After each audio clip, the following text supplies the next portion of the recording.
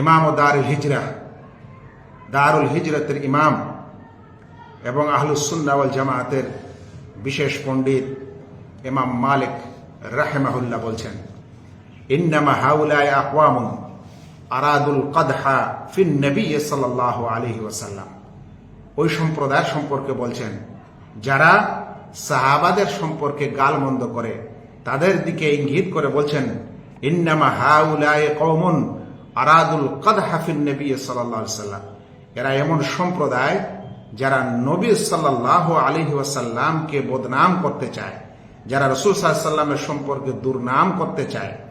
ফালাম ইউমকিনহুম যালিক, কিন্তু তারা সরাসরি আল্লাহ রাসূল সাল্লাল্লাহু আলাইহি ওয়াসাল্লামের বদনাম করতে পারে না, সরাসরি আল্লাহ রাসূল সাল্লাল্লাহু আলাইহি ওয়াসাল্লামের প্রতি নিন্দাবাদ উপস্থাপন করতে পারে না। তখন কি করেছে? ফাকাদাহু ফি আসহাবিহি, তখন তারা তার সাথীদের সম্পর্কে মন্দবাদ, তার সাথীদেরকে দুর্নাম করার, বদনাম করার চেষ্টা করেছে। কেন?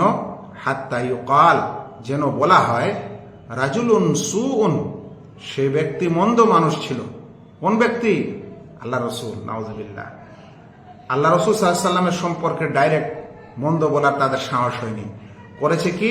তার সাথীদেরকে মন্দ বলেছে, তার সাথীদেরকে দুর্নাম করেছে। সাথীদের কেন? যে তার সাথীরা যদি বদনাম এবং দুর্নামের পাত্র হয়, তাহলে যে যেমন হয় তার বন্ধুও তো তেমন হয়। তাহলে মুহাম্মদ সাল্লাল্লাহু আলাইহি ওয়াসাল্লাম যাদেরকে সাথী বানিয়েছেন, ওই সাথীরা যদি বদনামের পাত্র হয়, এরা যদি অভিশাপের পাত্র হয়, তাহলে সেই অভিশাপটা গিয়ে লাগে আমাদের রাসূল সাল্লাল্লাহু আলাইহি ওয়াসাল্লামের উপর।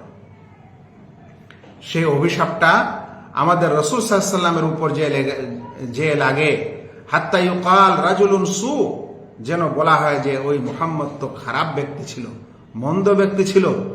ওয়ালাউ কানা রাজুলান সালেহান, মুহাম্মদ যদি নেক ব্যক্তি হতো, সৎ ব্যক্তি হতো, লাকানা আসহাবুহু সালেহুন, তাহলে তার সাথীরাও সৎ ব্যক্তি হতো। কিন্তু মুহাম্মদ ভালো ব্যক্তি নয়, তাই তার সাথীরাও ভালো, তাই মুহাম্মদের সাথীরা ভালো নয়, সেজন্য মুহাম্মদ সাল্লাল্লাহু আলাইহি ওয়াসাল্লামও নাউজুবিল্লাহ ভালো নয়।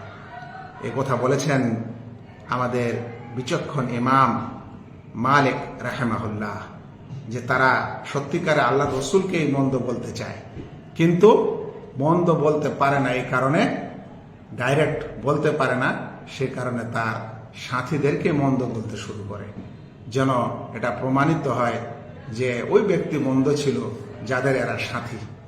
আল্লাহু আকবার! কত বড় এখানে একটা সংশয় এবং কত বড় এখানে একটা সমস্যা লুকায়িত আছে, যেটা আমরা অনেকে বুঝতে পারি না।